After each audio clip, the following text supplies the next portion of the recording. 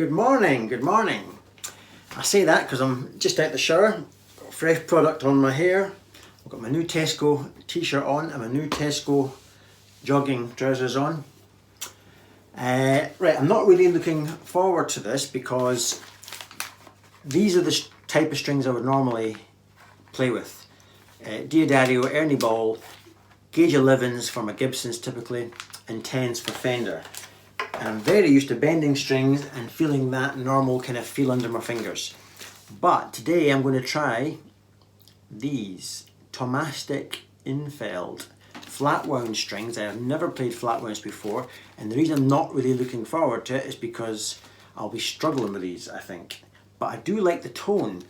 I was researching flatwounds and whether I should try them, and I stumbled upon a channel by Joe Gore. I think his channel is called Tone Defined by Joe Gore.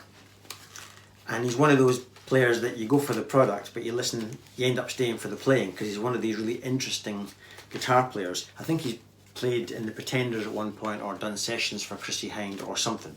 There's a connection. So he's a great player.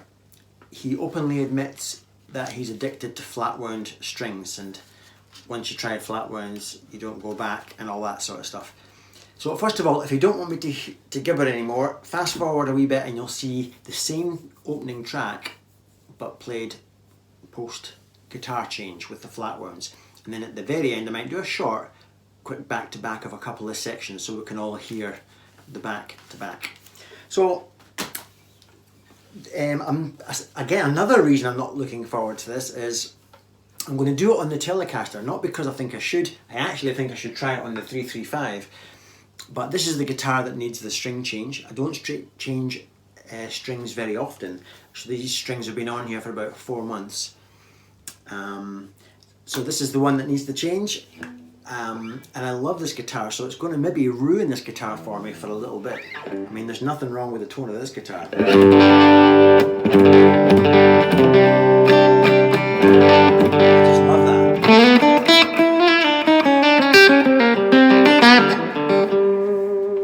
Let's go ahead and ruin this guitar.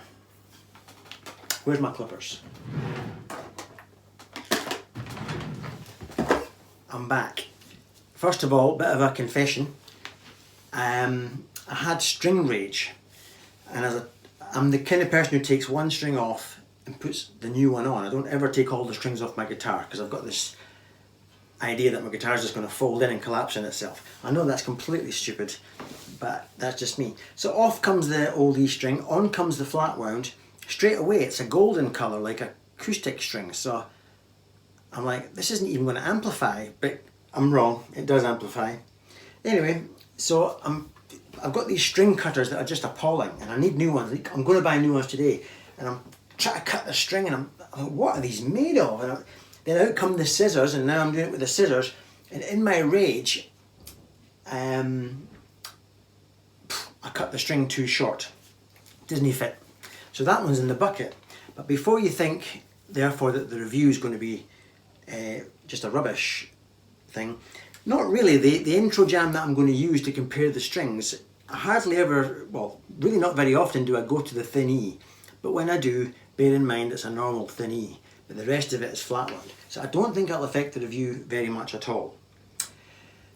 Anyway, so I fought with the strings they're on, and I don't know why I got gauge 12, I should have got gauge 10 or 11, so I'm a bit worried about the overall tension on the guitar, so I've tuned to E flat.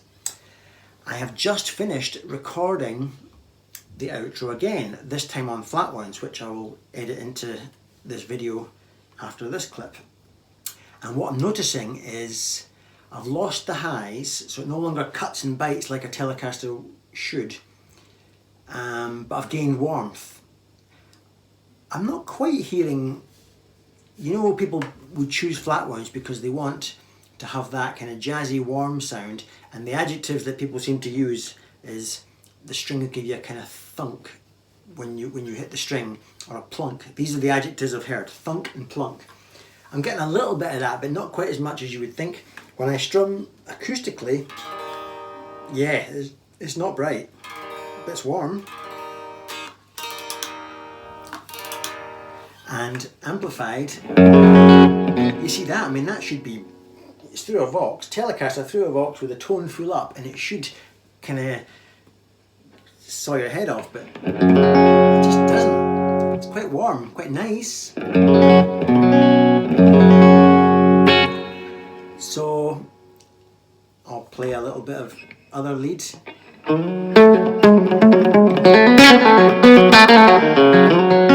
it doesn't suit that, does it? It's just not that kind of string set for that kind of stuff.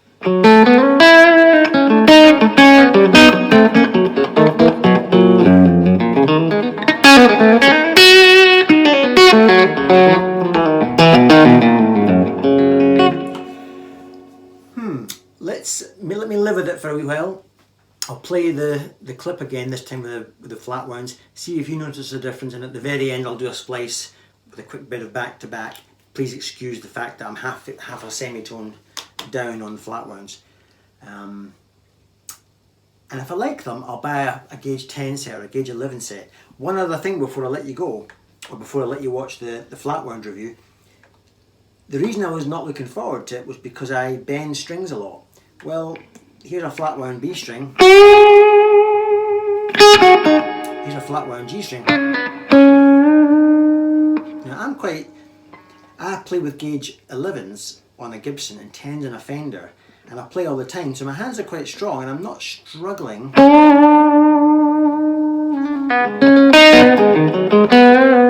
It's definitely harder to bend. That was like Chris Bucky. Anyway, Chris Buck would show me how it's done. But I'm not struggling that much, so the difficult G string issue wouldn't put me off that much, especially if I go down to a gauge 11 or a gauge 10. Paul, shut up, stop babbling. Here comes the Flatwounds. I'll say goodbye for now, and I'll look forward to any comments if you can notice the difference in what you're hearing. Right, here comes the Flatwound tune.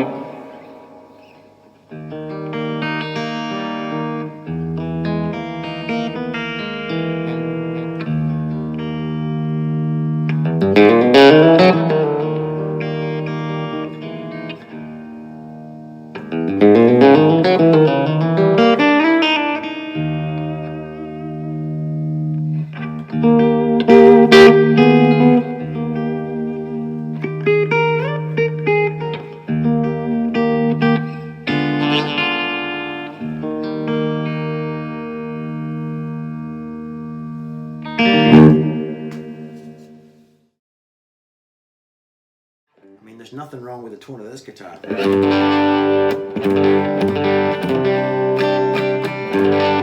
just love that.